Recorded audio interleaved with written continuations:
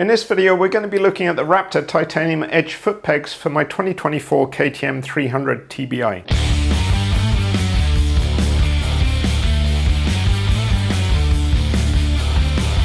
Here you can see the stock foot pegs on my 2024 KTM 300 TBI.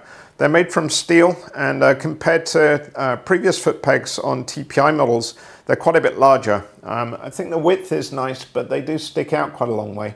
And as I'm quite tall, about 6'2", I was keen on lowering the height a little bit and having them further back. Also the stock pegs do angle up quite a bit, which also makes it feel a little bit tighter in the ergonomics. So I did some research online and found Raptor titanium foot pegs made in the UK and available for the 2024 TBI models. And as you can see here, I got the model which is 5mm down and 5mm back.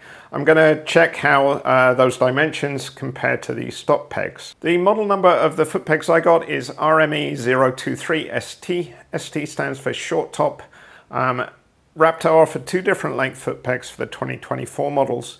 The ST model is an 18 tooth design and is slightly shorter length than the stock KTM foot peg. I'm going to be measuring them and comparing them. If you want a foot peg which is the same length as the stock peg, you can order that. The part number is RME023, so without the ST. And inside the box you get the two foot pegs, springs and a couple of stickers. And here you can see the stock KTM 2024 foot peg next to the Raptor Edge foot peg. The stock KTM foot peg is cast steel construction, total of 19 teeth, 14 around the perimeter, 5 inside. The Raptor foot peg has a total of 18 teeth as I described for the short top, and if you go for the larger size, it has 20 teeth. The tooth dimensions, so on the stock KTM foot peg, they're approximately 14mm between the teeth.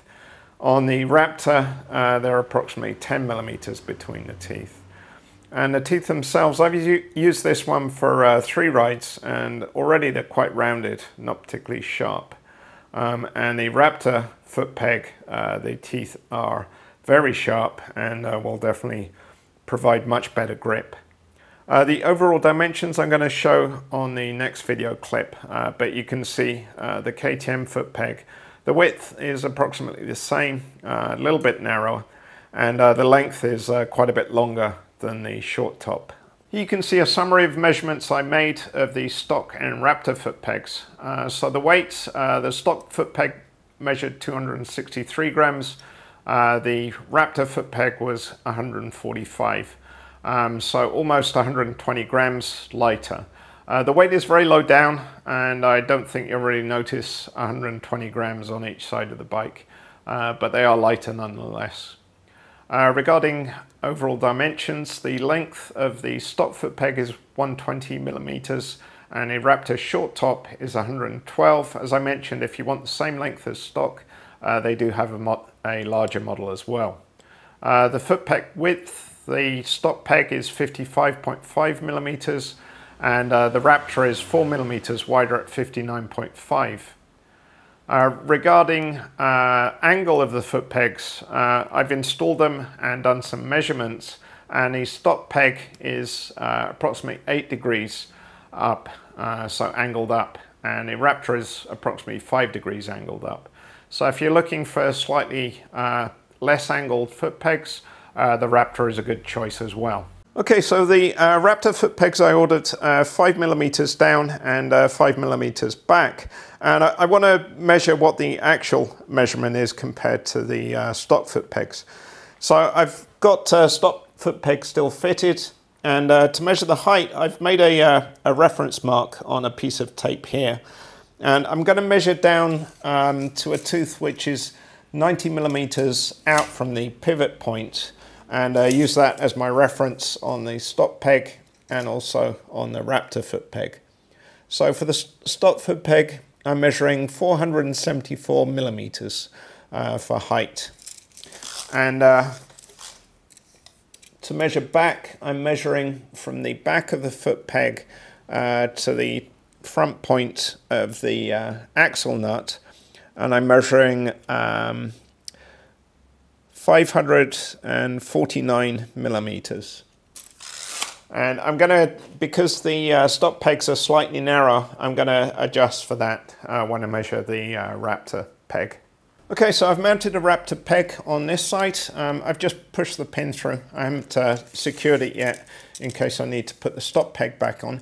But I'm going to do my same measurements, and 90 millimeters from the pivot point to the top of that tooth to my reference point, and I'm measuring 481 millimeters, which is 7 millimeters lower than the stock peg. And regarding distance back, from the back of the foot peg to the front of the nut, I'm measuring 540 millimeters. So as the Raptor foot peg is 4 millimeters wider than the stock foot peg, you have to subtract 2 millimeters from the measurement.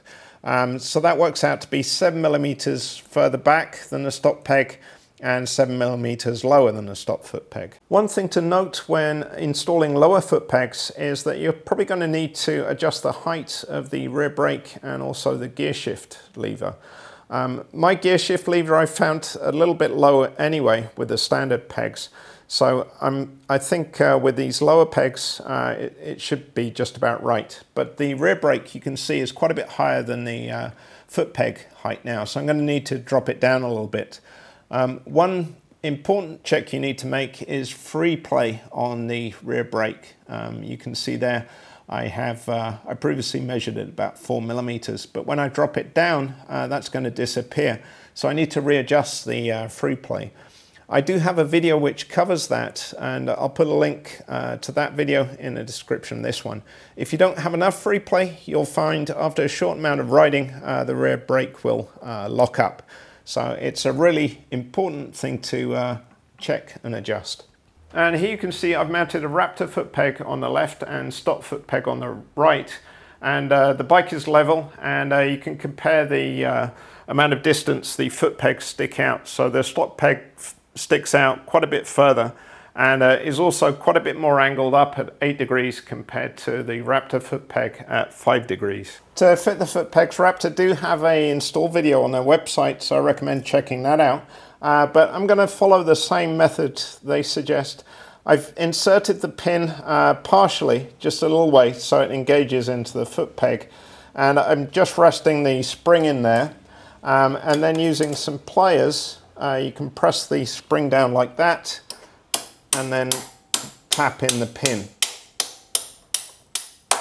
And you can see, using that method, very easy. And then you just get your washer and insert your split pin.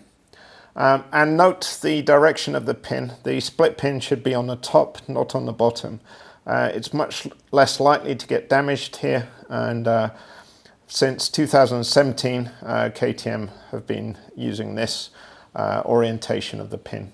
And you should always use a brand new split pin. If you try and use an old one, you'll find it snaps off where it was bent before.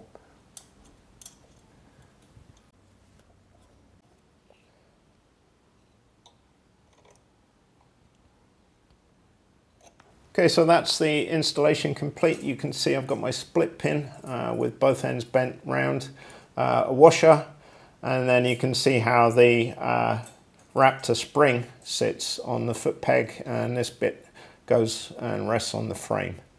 And once you've installed the pegs, make sure they fold up correctly and spring back. So that looks perfect. I can't wait to try them on my ride tomorrow.